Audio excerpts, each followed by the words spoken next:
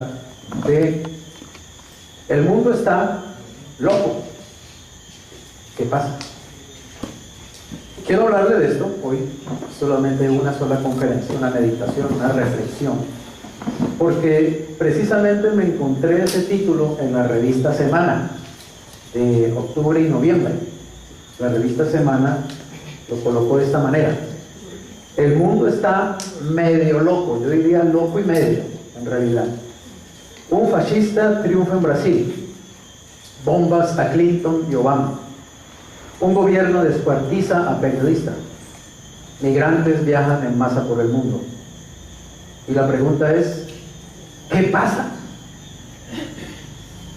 Hablaba hoy con mi familia mientras almorzábamos, que a menudo he oído algunas de las que presentan noticias en uno de los canales de televisión, bueno, en Caracol para decirlo, que a veces cuando presentan noticias como que el hombre que violó a la niña y la quemó dentro del carro, o el hombre que mató a su esposa y luego mató a los hijos y luego se suicidó, o el joven que se tiró de la Torre de Colpatria, a veces yo las oigo decir, ¿qué nos está pasando? Han hecho esa pregunta, ¿qué nos está pasando? Y la gente cuando ve todo ese tipo de noticias, ese tipo digamos, de situaciones que están pasando en el mundo, de desastres naturales, de problemas, digamos, económicos en todo el mundo, de revueltas en todas partes, las personas saliendo a las calles a protestar, indignados por una cosa o por otra, el miedo en Colombia, por ejemplo, ahorita la famosa reforma tributaria que tiene temblando a más de uno y a la clase media pues comiéndose las uñas por la reforma tributaria y todo ese cuento. La gente se pregunta, ¿qué pasa? ¿Qué está pasando? ¿Qué nos está pasando?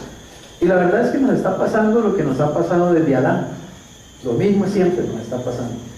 Que tenemos evidentemente un problema y que ese problema está en nosotros los seres humanos.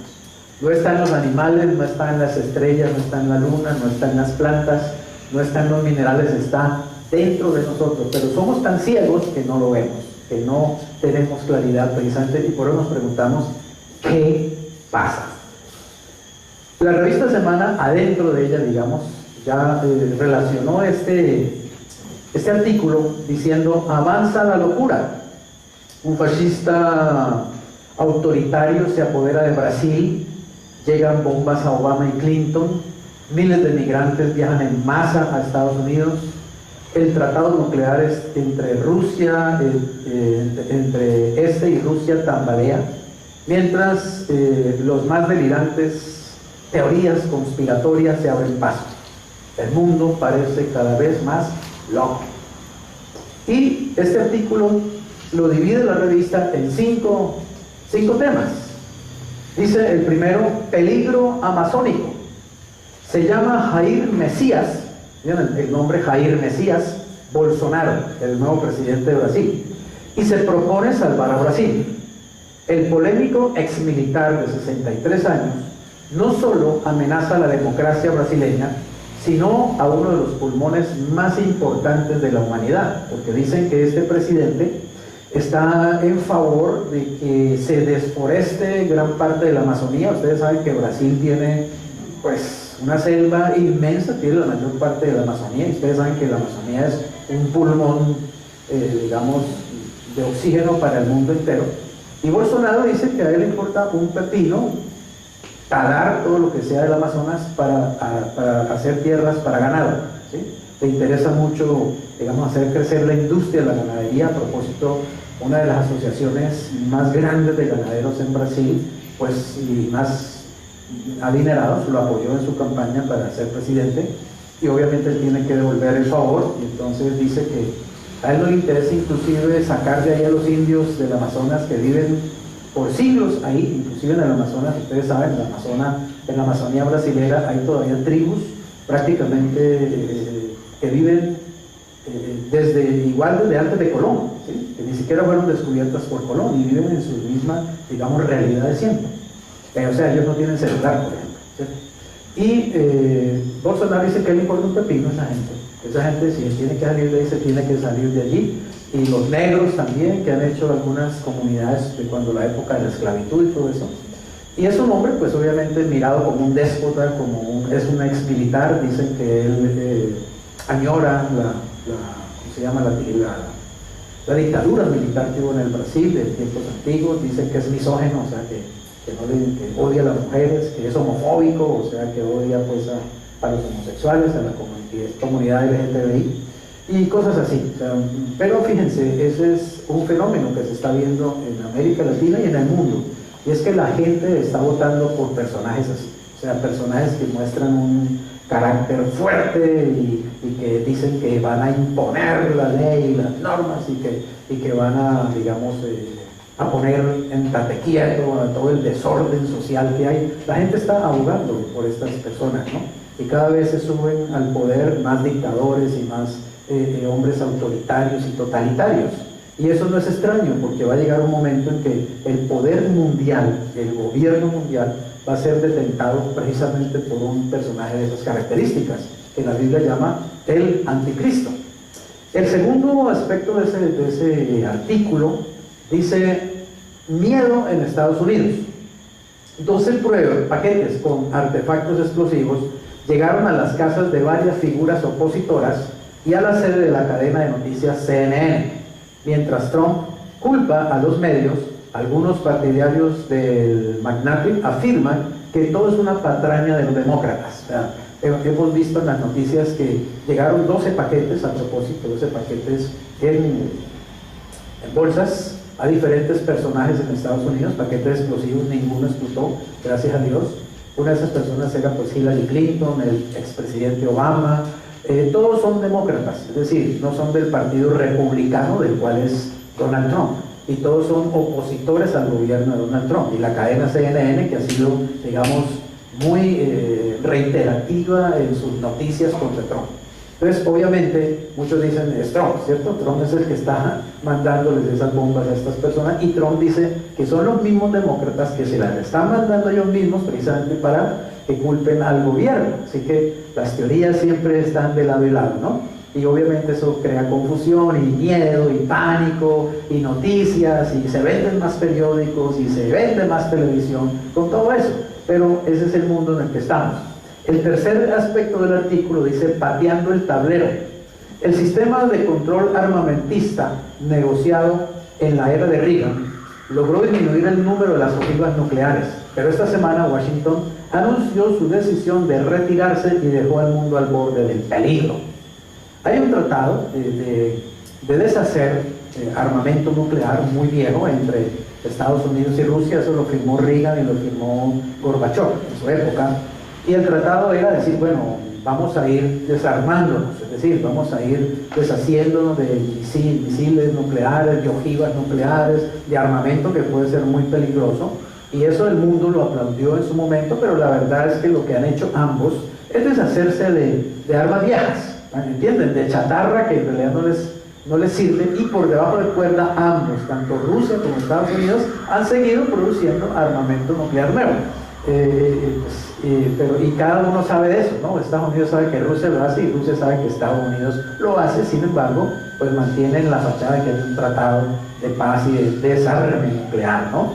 Pero en estos días hubo una reunión entre el consejero de seguridad de los Estados Unidos, que fue un señor Bolton, con el presidente Vladimir Putin, y hablaron directamente, y el consejero de Estados Unidos le dijo a Putin: nosotros vamos a echar para atrás ese tratado, es decir, ese tratado se va a acabar, es decir, que no vamos a respetar más ese tratado, quiere decir que vamos a producir armas nucleares, y pues Rusia va a hacer lo mismo, evidentemente. Entonces el mundo se asusta porque vuelve esa polarización, ¿cierto?, entre Rusia y Estados Unidos, y el temor de una guerra nuclear y el temor de un desastre nuclear. El cuarto aspecto de ese artículo dice caminar para no morir. Tras 3.000 kilómetros separan a miles de migrantes de América Central de Estados Unidos. Los caminantes prefieren la aventura de regresar a pasar hambre. Seguramente, si ustedes ven noticias, han visto que hay una gran caminata, ¿cierto? Una gran, éxodo, precisamente, éxodo de hondureños.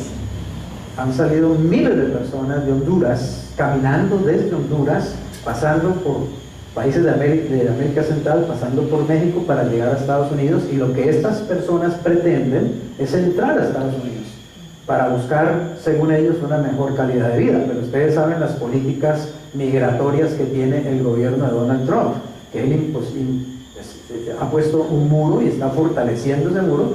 Lo que hizo Trump es que ya colocó cantidades de militares de la Guardia Nacional Norteamericana y está esperando a los hondureños. Y Trump dijo que por cada piedra que le envíen, él manda un balazo, que él va a considerar las pedradas de los hondureños, las va a considerar armas de fuego, así que va a responder con fuego. O sea que se está esperando que eso se vuelva de pronto una masacre, una tragedia, porque los hondureños siguen marchando hacia allá y dicen que no se van a detener, que ellos van a entrar a los Estados Unidos. O sea, así está el mundo de loco, es decir, una cantidad de personas se organizan.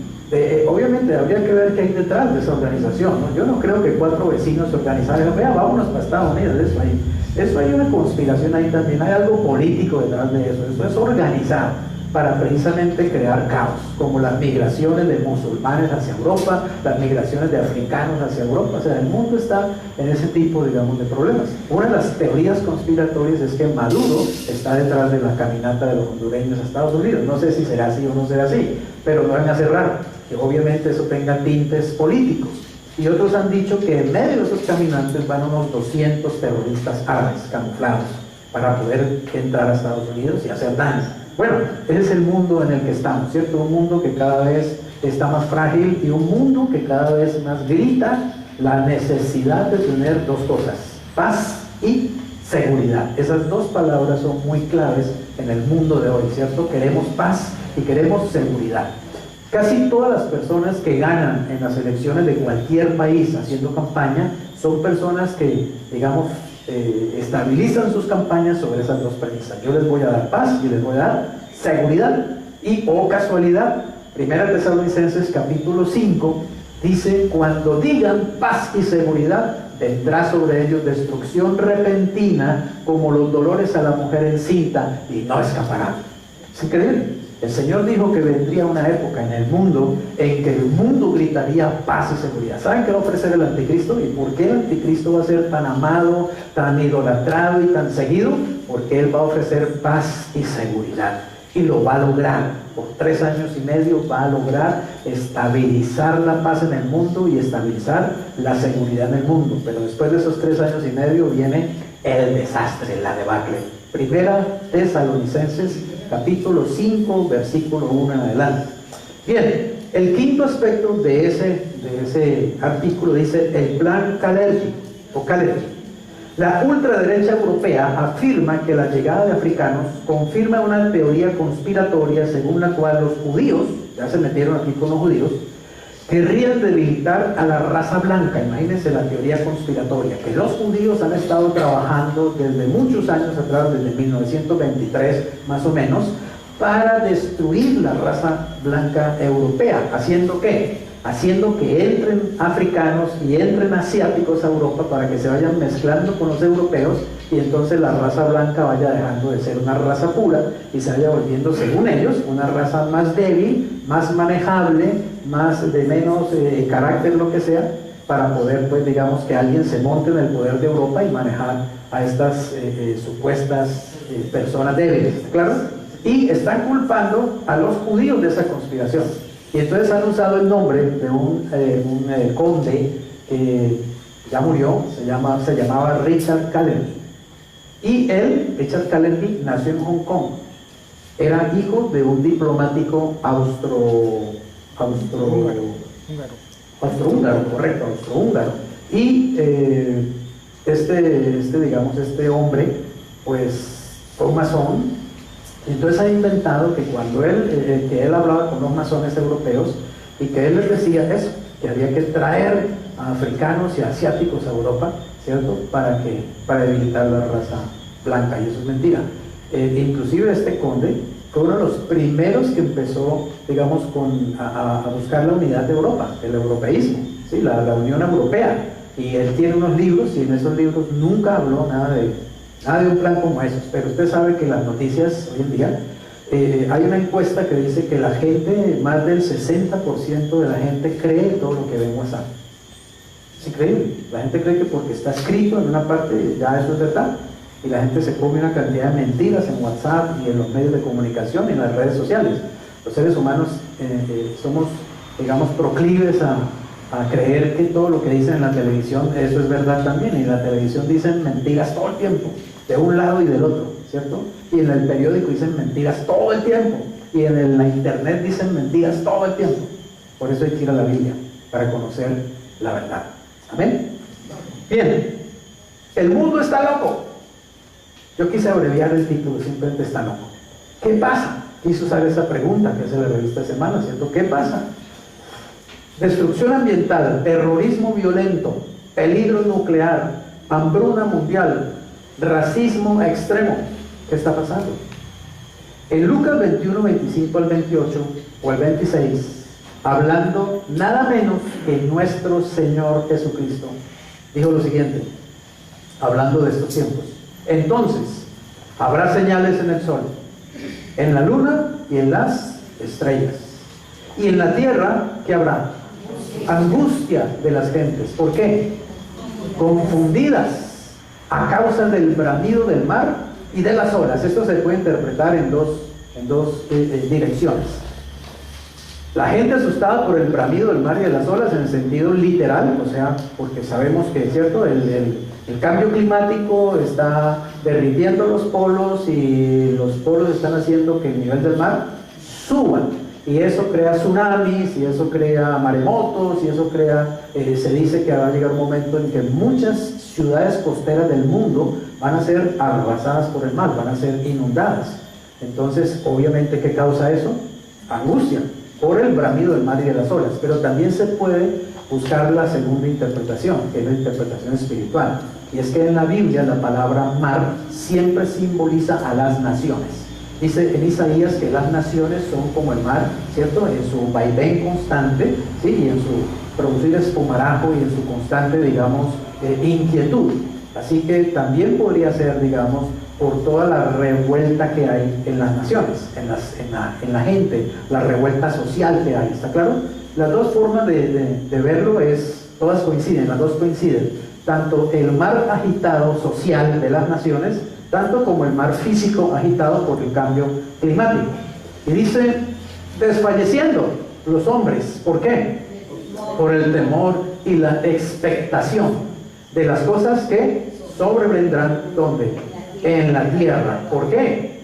Porque las potencias de los cielos serán conmovidas. Todos hemos escuchado también de los problemas que digamos, ha habido los problemas en el sol, las tormentas solares. Ahorita se está hablando de que hay un planeta o un asteroide gigantesco que viene sobre la Tierra, y entonces uno lee en internet que la NASA lo sabe, pero la NASA lo está callando porque no quiere crear pánico, y que viene un asteroide que va a pegar contra la Tierra, y eso, bueno, que va a ser como en la época de la extinción de los dinosaurios, y hay muchas cosas.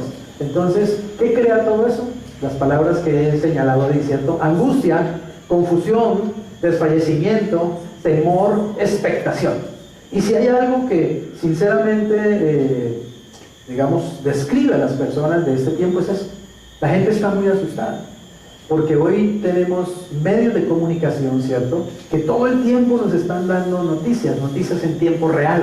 Entonces, estalla algo en China y ya lo estamos viendo. Se está quemando ya California, han leído, ¿no? Han visto, ¿cierto? Los incendios en California, y uno lo está oyendo. Y todo eso lo que produce es que uno se llena de una carga de angustia, de problemas, de dificultades. Uno prende el noticiero y siempre buscan la noticia más amarillista y más, la mató y le pegó 20 puñaladas, ya le vamos a contar, ¿sí? Y usted espera en las propagandas para que le cuenten de las 20 puñaladas que le pegaron a la señora, y qué angustia, y qué dolor, y qué preocupación, ¿cierto? Y así es el mundo en el que estamos viviendo, un mundo confuso, un mundo que todo está consumiendo a menudo tragedias, y es una expectativa negativa a las cosas. Pero Jesús dijo que evidentemente eso va a ocurrir, porque evidentemente sí van a venir cosas cada vez más difíciles. La Biblia está muy clara en eso, el Señor mismo lo dijo muy claramente.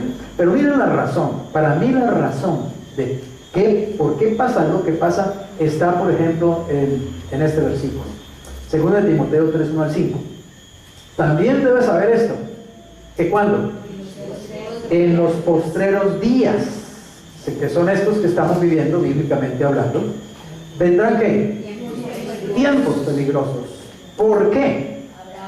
Porque habrá hombres amadores de sí mismos, o sea, terriblemente egocéntricos, avaros, o sea, codiciosos, que por el dinero harán lo que sea, ¿cierto? Lo que hace una persona que se come una cantidad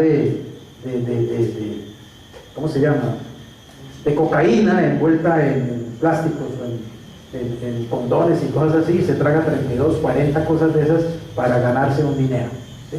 Para ganarse 10,000 miserables dólares, por ejemplo. Sí, es increíble lo que la gente arriesga por el dinero, la codicia, la avaricia. Vanagloriosos, o sea, que simplemente buscan la fama, el poder y la gloria vana, es decir, las cosas solamente de este mundo. Soberbios, blasfemos, es decir, que hablan en contra de las cosas de Dios, de las cosas sagradas, sin importarles nada, las pisotean. Desobedientes a los padres, ingratos, impíos, o sea, malos, sin afecto natural, no hay corazón, no les importa nada realmente, solo les importa su propia vida y no más. Implacables, es decir, que no dan tregua, ¿sí? Implacables, no dan tregua. Calumniadores, inventan mentiras. Intemperantes, es decir, que no tienen control sobre sus deseos desordenados. Crueles, por ejemplo, como el bullying, ¿no? El bullying es crueldad, ¿cierto? Y uno cómo puede ver niños de 10 años, de 2 años, siendo tan crueles con otros niños. O sea, es increíble, ¿no? Que ya los niños también están usando una crueldad increíble. Y eso es producto de una sociedad que está enferma. No solo enferma, la Biblia dice que está muerta, espiritualmente está muerta. Aborrecedores de lo bueno. A lo bueno le llaman malo y a lo malo le llaman bueno, y a lo bueno lo quieren desaparecer, ¿cierto? Quieren desaparecer los principios, quieren desaparecer los valores, quieren desaparecer los valores religiosos, quieren desaparecer los valores morales, porque eso ya no les parece realmente que funciona, no es bueno. Traidores, impetuosos, o sea, que arrollan, que pisotean, lo que sea. Infatuados, o sea, subidos engreídos. Amadores, esto sí que es una realidad que describe muy bien estos tiempos, amadores de los deleites más que de Dios. O sea, es un mundo y es una sociedad realmente hedonista, ama el placer por encima de Dios, que tendrán que apariencia de piedad, es decir, que van a las iglesias, que están en las iglesias, que asisten a las iglesias, pero no creen realmente en nada de lo que escuchan, pero negarán la eficacia de ella. A estos, elegidlos, evítalos. Ahí está la razón de por qué pasa lo que pasa.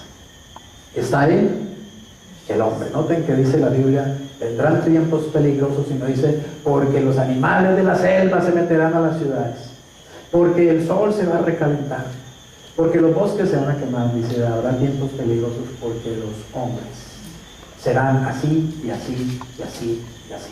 Es la mejor descripción de la sociedad actual, realmente. ¿Cuál es el problema del hombre? El pecado. Es el problema del ser humano, es el pecado. Pero la gente no lo quiere reconocer, que su problema es el pecado. La gente no quiere combatir el pecado. La gente quiere combatir todas las enfermedades del mundo. No.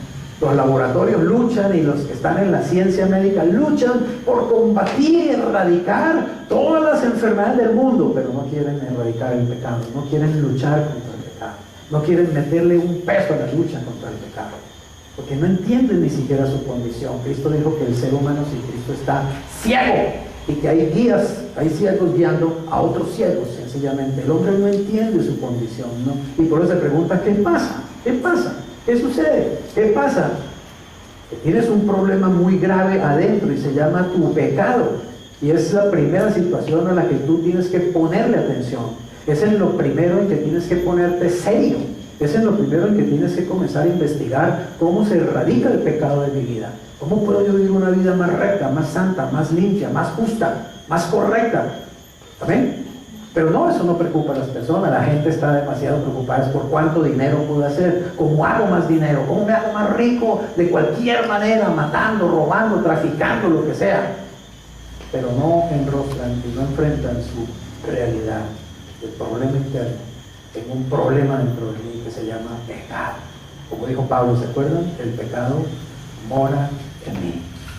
En mi carne no mora el bien, mora el pecado. Y el pecado es la razón de todas las desgracias de la raza humana desde Adán hasta nuestros días. Siempre ha sido el mismo problema, el pecado. Y estamos tan ciegos que no nos damos cuenta. Creemos que la solución está afuera, que la solución es tener más cosas, más tecnología, más educación, más qué sé yo, ¿cierto? Pero no enrostramos el verdadero problema. Así que, ¿cuál es la solución? Y quiero decirte que Dios tiene un plan, y de eso se trata esta charla básicamente. Que Dios tiene un plan y lo ha tenido siempre, y lo ha estado desarrollando. Y es un plan muy sencillo, es un plan maravilloso, y es muy sencillo. Y esa solución está en dos venidas, las dos venidas. La primera venida de Jesucristo, obviamente, a este mundo, ¿cierto? Fue para reconciliar al mundo y para ofrecerle salvación. Todos conocemos Juan 3, 16 al 18. Porque de tal manera amó Dios ¿a quién?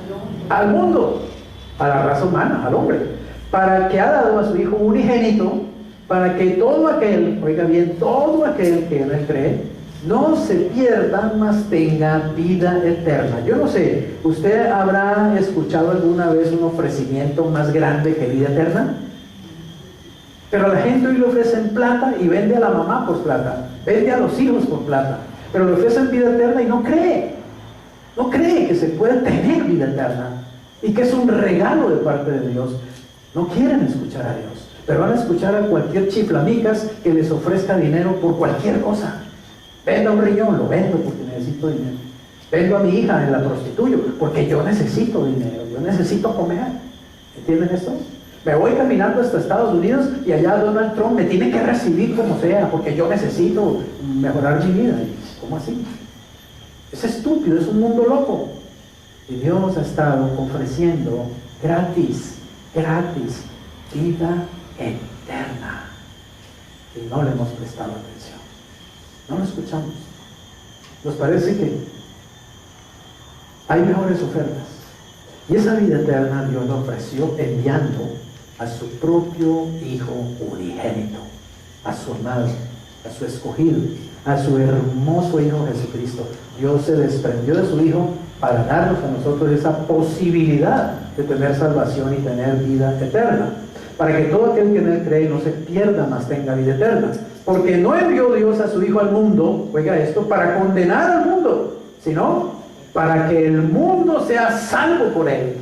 El que en él cree, o sea, el que cree en Jesucristo, no es condenado, pero el que no cree ya ha sido condenado, porque no ha creído en el nombre del unigénito Hijo de Dios. Nota la sencillez del plan de Dios. Dios ofrece salvación y vida eterna al hombre, y para eso envía a su Hijo. Y Él dice, todo lo que tienes que hacer para ser salvo y recibir la vida eterna es creer en aquel que yo he enviado, mi Hijo unigénito. Y todo lo que tienes que hacer para parrandearte tu vida y tu eternidad es no creer en Él. Escoge. Y Cristo vino a eso, a dividir al mundo en dos clases de personas: los que creemos en Jesucristo, los que hemos creído en Jesucristo, y los que no han creído en Jesucristo, los que hemos aceptado a Jesucristo como el Hijo de Dios y los que siguen rechazando a Jesucristo, los que hemos recibido el regalo de la salvación y la vida eterna y los que siguen todavía ignorando que hay un regalo tan grande y perdiéndose de semejante bendición. El mundo ya está dividido en esos dos tipos de personas, y quiero decirte, lo que Dios está haciendo en este tiempo es sencillamente clasificando los que creen y los que no creen. Jesús usó una parábola diciendo que el reino de los cielos es semejante a un pescador que lanza la red y saca la red, la trae a la orilla, y él luego escoge los pescados con los que se va a quedar y los que no sirven y los va a tirar. Lo que Dios está haciendo en este momento es sencillamente, ¿cierto?, escogiendo entre los que creen y los que no creen. El que cree entra al reino, el que no cree para afuera. El que cree empieza a disfrutar de la presencia de Dios, el que no, que se friegue. El que cree, salvación; el que no cree, condenación. Así de sencillo. Para eso vino Cristo. Por eso Jesús dijo, ¿ustedes creen que yo he venido al mundo a traer paz? No, yo he venido a traer espada.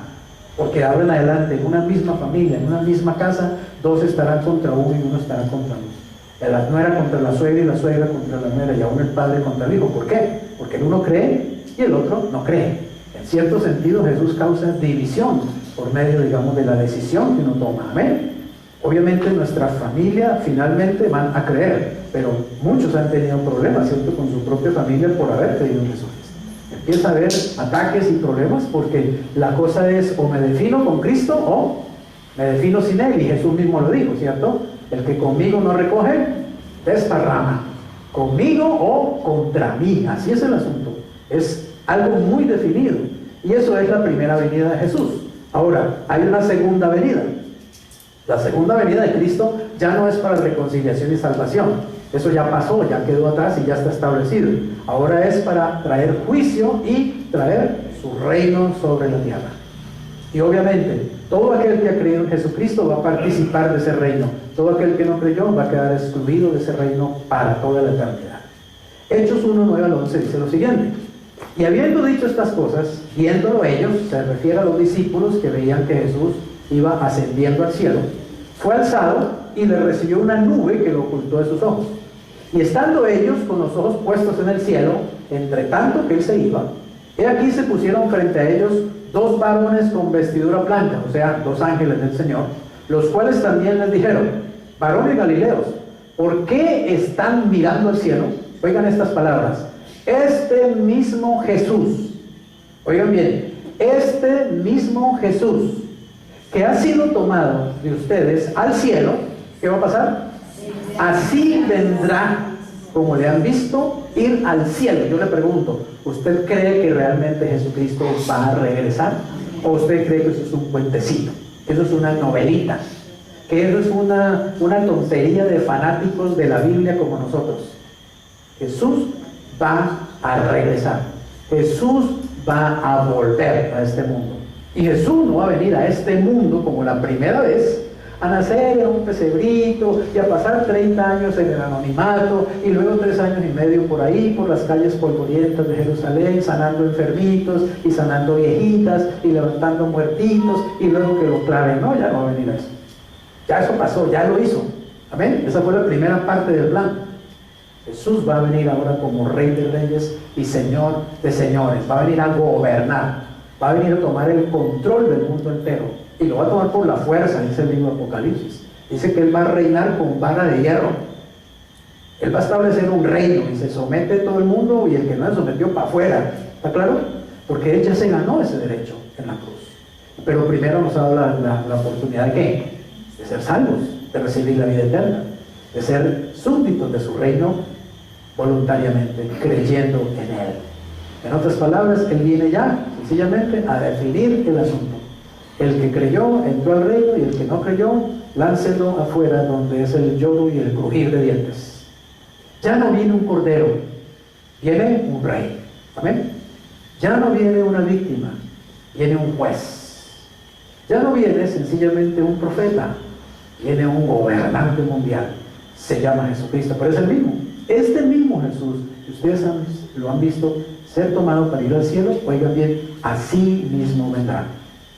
Va a venir el mismo Jesucristo, pero con otro ministerio, ¿está claro? En otro carácter.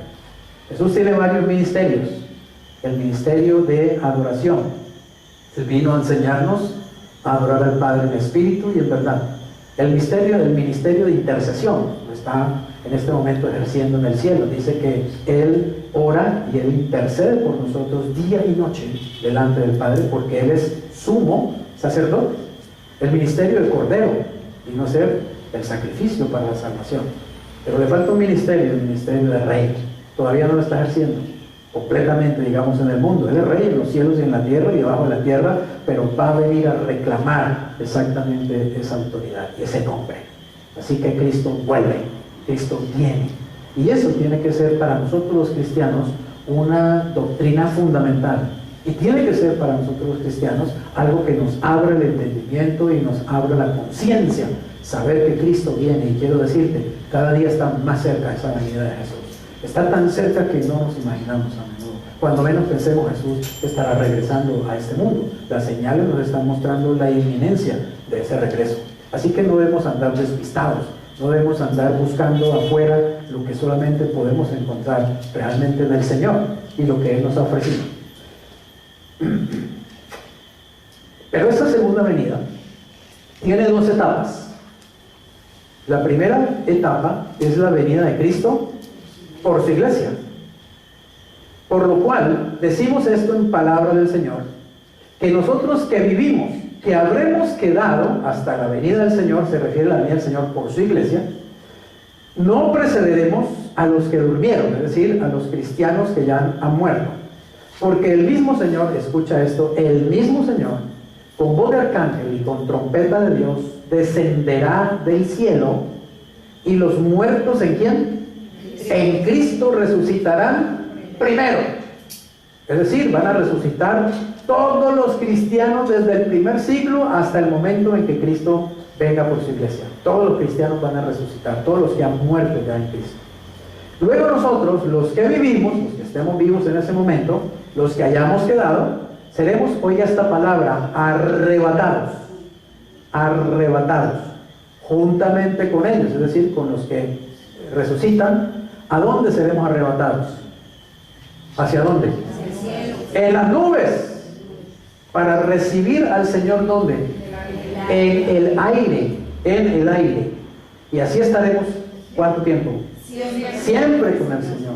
Y esta noticia debe ser para llenarnos de miedo a los cristianos, ¿cierto? De angustia y de pánico, ¿sí? No, dice allí, por tanto, aliéntense los unos a los otros con estas palabras. Es decir, yo tengo que decirte, Daniel, alégrate que Cristo viene por nosotros. ¿Amén?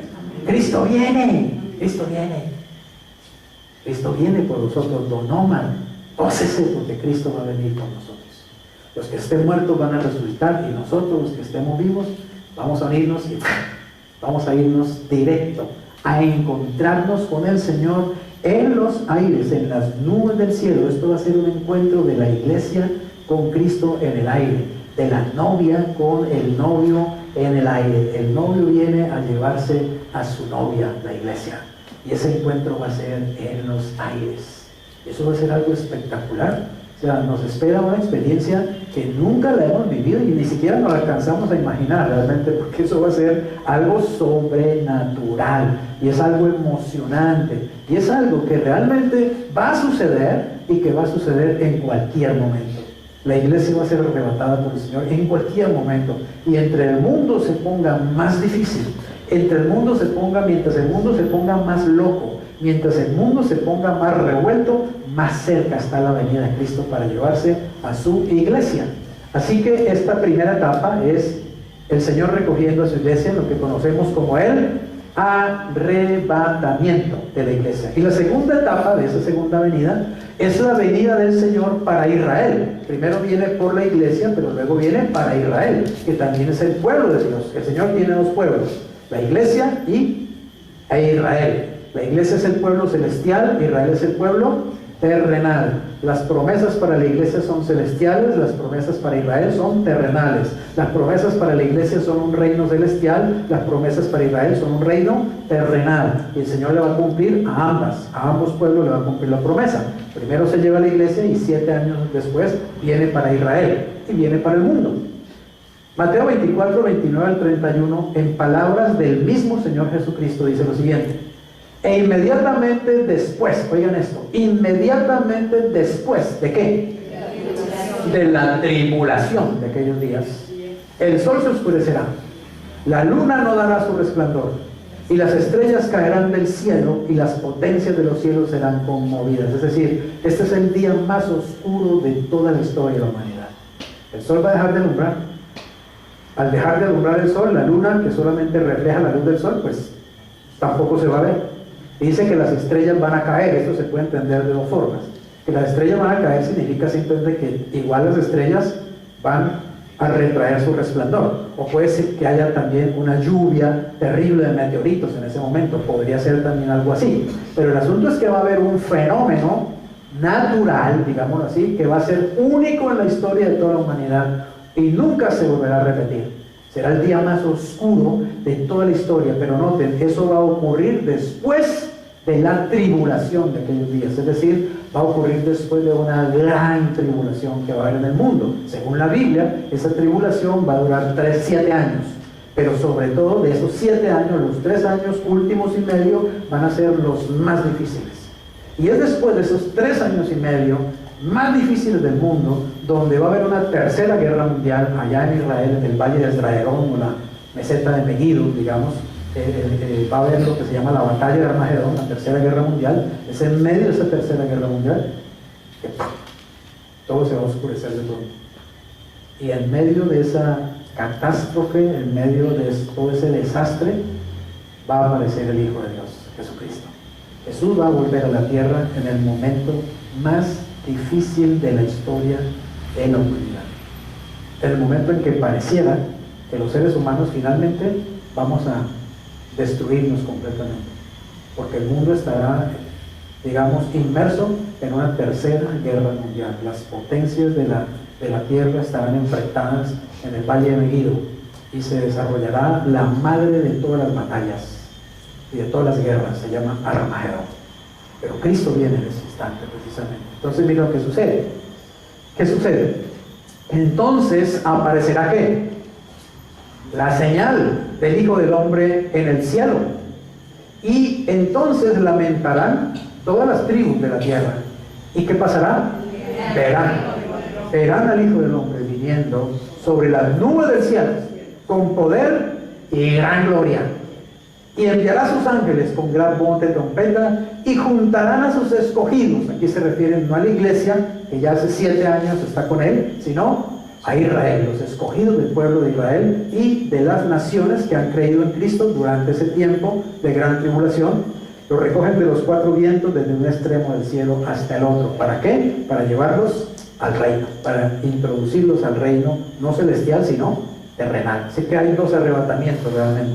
Uno es el arrebatamiento de la iglesia, que es de la tierra al cielo, y el otro es el arrebatamiento de los escogidos de la gran tribulación, que es de la tierra a la tierra de Israel, porque allí va a ser el centro del reino de Dios. Allí va a estar el palacio de gobierno de Jesucristo, en la misma ciudad de Jerusalén.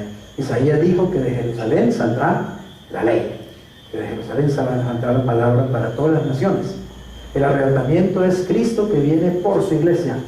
La segunda venida es Cristo que viene al mundo.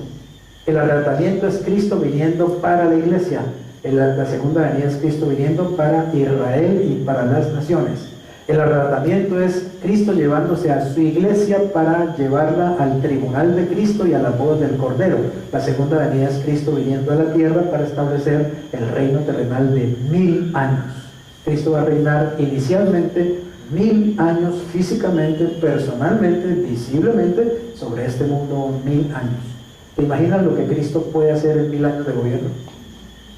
No lo hace Trump, ni Bolsonaro, ni Duque, ni nadie.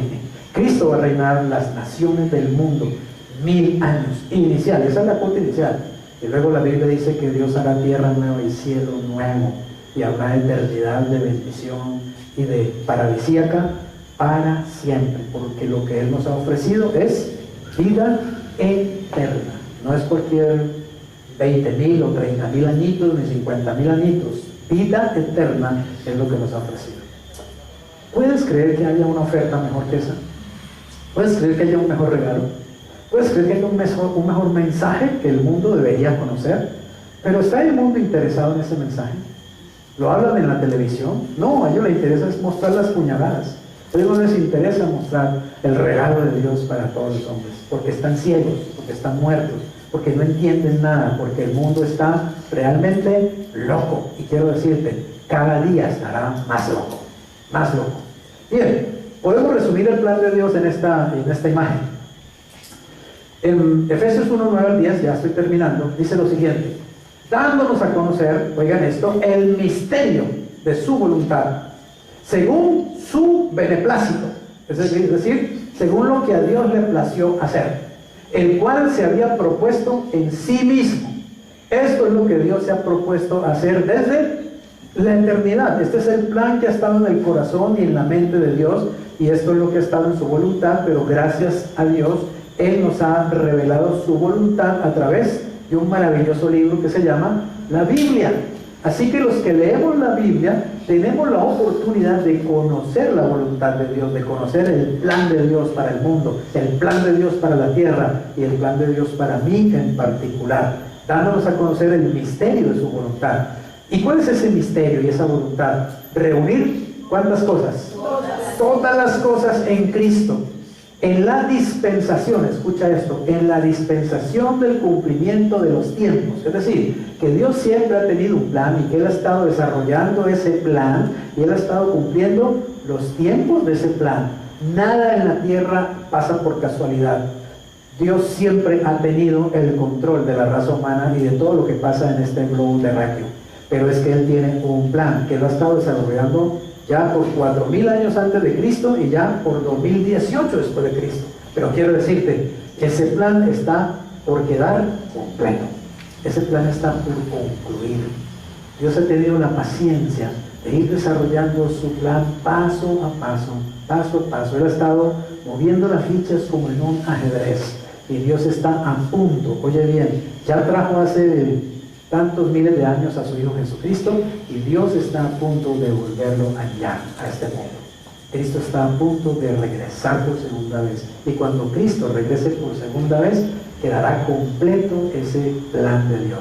Se habrán completado la dispensación del cumplimiento de los tiempos que Dios ha establecido según su voluntad. Entonces dice así, las que están en los cielos como las que están en la tierra. Es decir, Él va a reunir todas las cosas en Cristo, las que están en los cielos y las que están en la tierra. Se cumplirán las palabras del Padre nuestro. Padre nuestro que está ¿dónde? En los cielos. ¿Qué le estamos pidiendo? ¿Que se haga qué? Hágase tu voluntad. Es decir, Padre, completa por fin ese plan que tú nos has mostrado en tu palabra. Hágase tu voluntad. Venga qué. Venga qué. Se lo olvidó el Padre nuestro. Venga tu reino. Venga tu reino. ¿Y cuándo viene ese reino? Cuando venga el Rey por segunda vez. Cristo que vuelve. Venga tu reino. ¿Y cuál será el resultado de que Cristo venga y establezca su reino? Y hágase tu voluntad aquí en la tierra como en el cielo.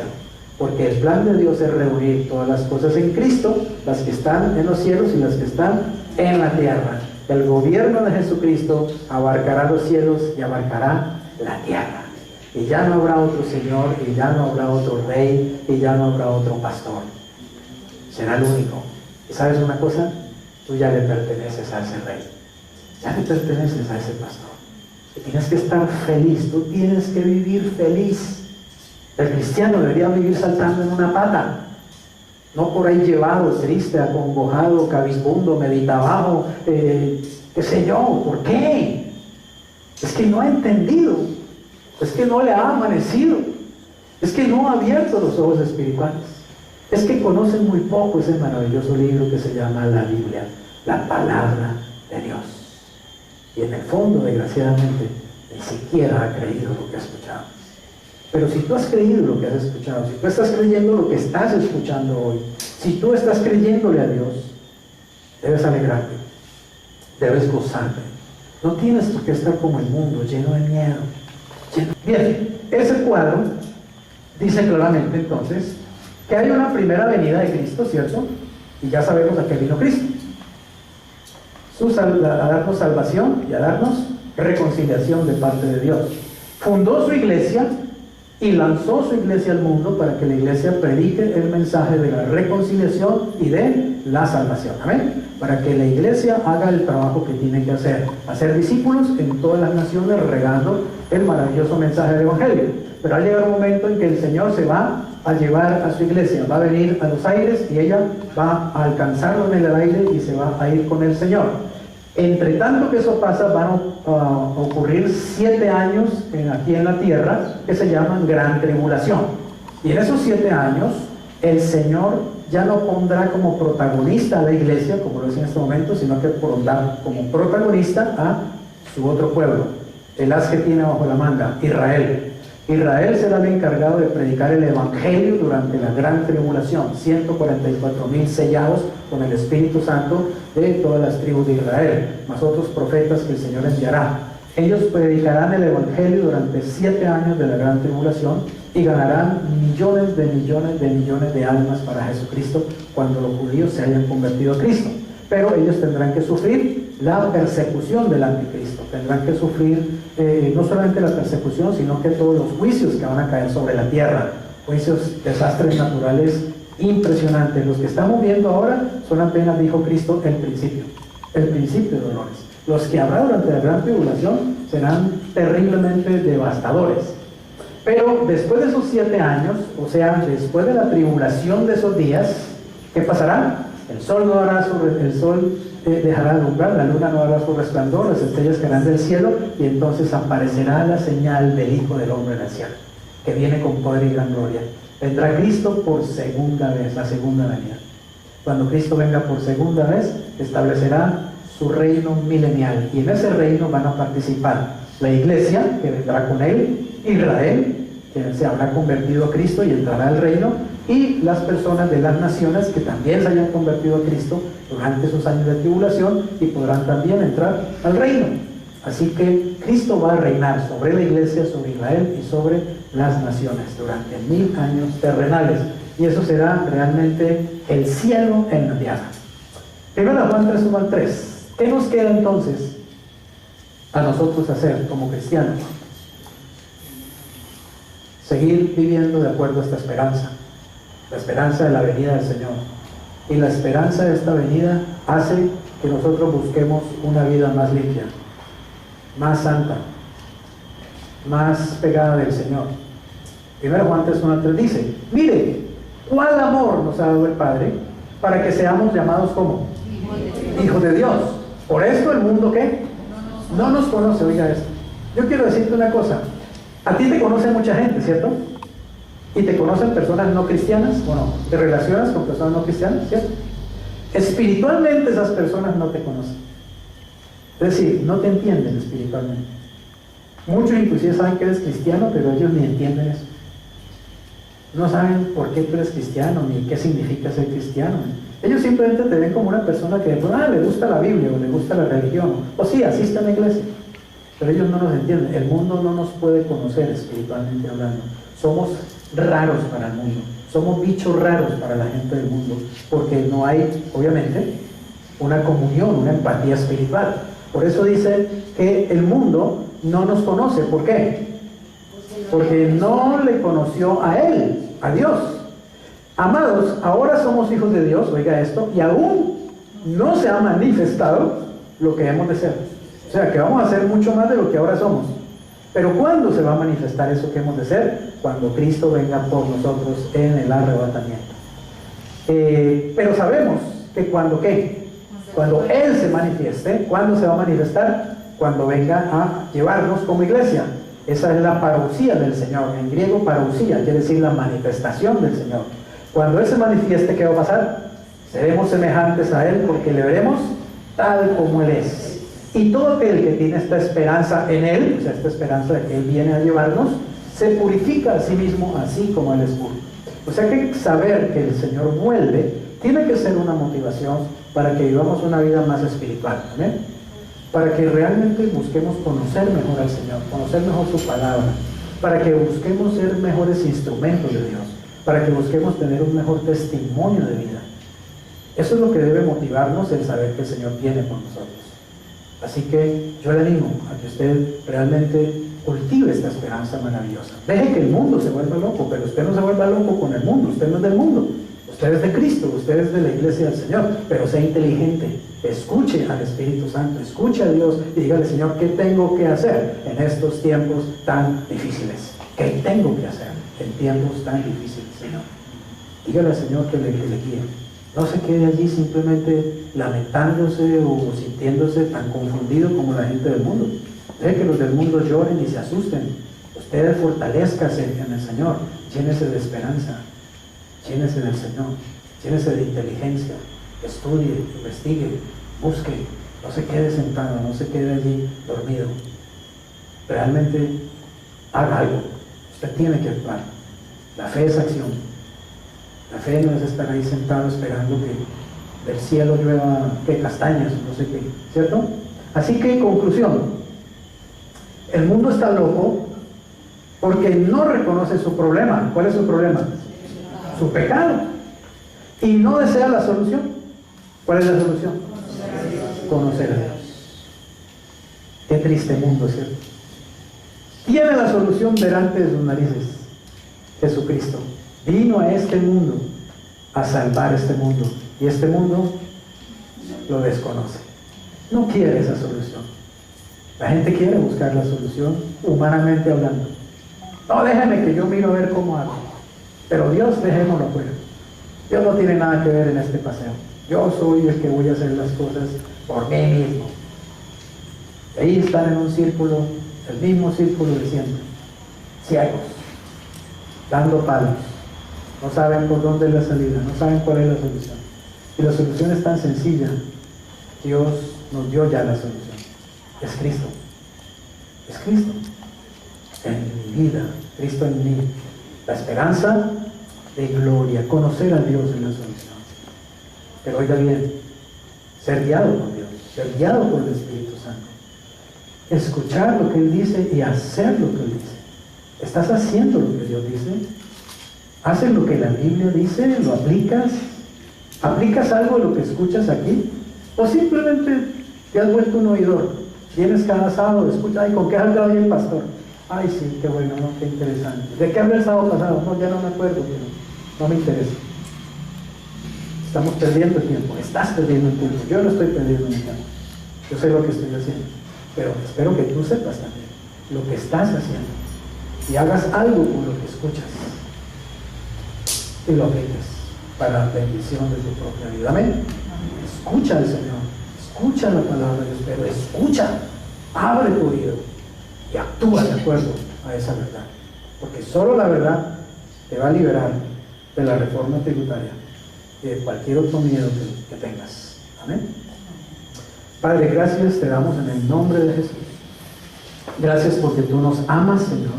Ciertamente nos amas con un amor inalterable, Padre. Yo me maravillo cada día de tu amor, Señor. Me quebranta tanto amor. Te doy tantas gracias, Señor, por amarnos tanto, que enviaste a tu Hijo, a tu unigénito, para darnos salvación y vida eterna, pero también para darnos sabiduría para vivir en estos días difíciles, Señor. Por favor, Padre, yo te pido, abre los ojos de la iglesia, abre los ojos de los pastores, Señor, para que puedan guiar a los rebaños en el poderoso nombre de Jesús, en medio de tiempos tan difíciles, Señor. Espíritu Santo precioso, ministra a nuestro espíritu y echa fuera el temor de estos tiempos, Señor. Echa fuera también la pereza mental, la pereza espiritual, amado Rey de Gloria. Echa fuera de nuestras vidas, Señor, toda mentalidad de escasez, de pobreza. En el nombre poderoso de Jesús, Señor, renueva nuestras mentes, renueva nuestras vidas, renueva nuestros espíritus, Señor. Y haznos hombres y mujeres que primero que todo obedezcamos tu palabra, la pongamos por obra, Señor, que busquemos purificarnos en esta maravillosa esperanza de que tú vuelves pronto, Señor, y que podamos ser sal, podamos ser luz en medio de esta oscuridad. Te lo pedimos, Padre, en el poderoso nombre de Jesús, y te damos gracias. Ven pronto, Señor Jesús. Amén. Y amén. Bendiciones.